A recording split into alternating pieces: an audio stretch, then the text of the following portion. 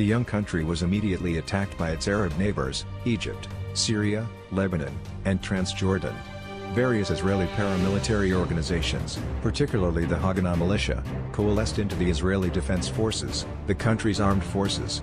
Despite being outnumbered and often outgunned, the IDF successfully defended the country.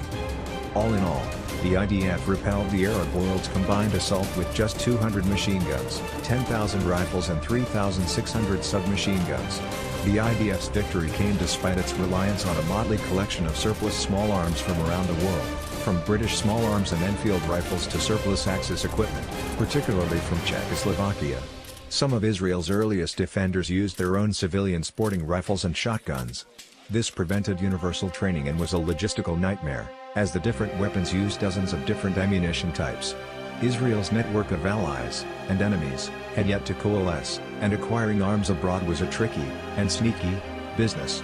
Much of the country's armaments, even fighter planes, were acquired via smuggling. The country was also very poor and could not afford the latest arms. The solution was to take advantage of the country's highly educated citizens, constant near-war footing in many veterans of World War II, and create an arms industry of its own.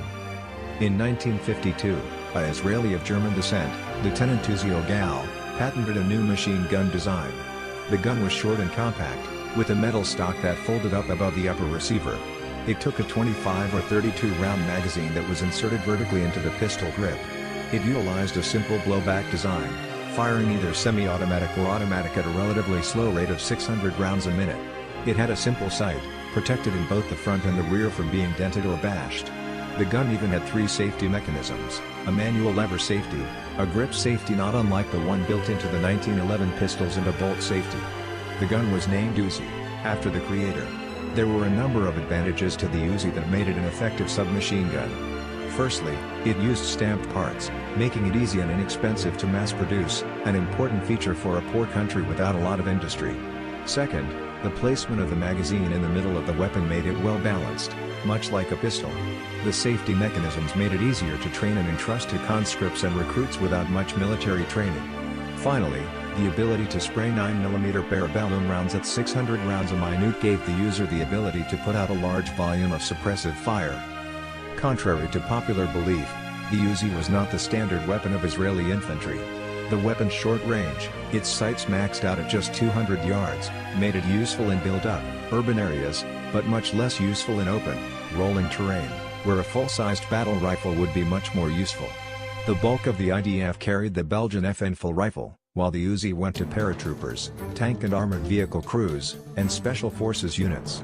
The IDF placed its first orders for the Uzi in 1954. The submachine gun's baptism by fire occurred in 1956, when Israeli paratroopers of Unit 202 seized the Mitla Pass in the Sinai Peninsula. The paratroopers cleared out Sudanese and Egyptian forces from in and around the pass in support of a larger offensive to take the Sinai, and the compact, high firepower Uzi proved useful in clearing Egyptian troops out of nearby caves.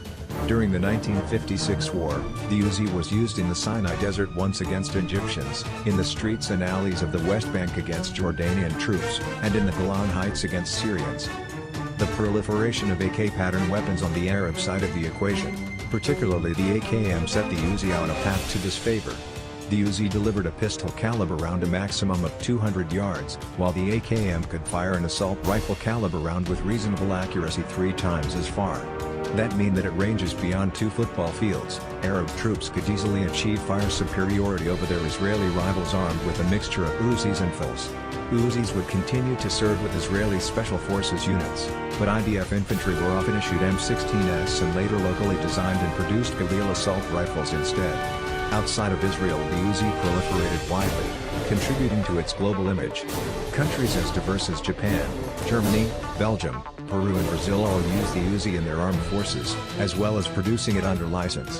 The Uzi wormed its way into a variety of Third World conflicts, particularly in sub-Saharan Africa, was active in anti-revolutionary conflicts in Central and South America, and became an object of desire in the United States among criminal gangs. The Uzi was a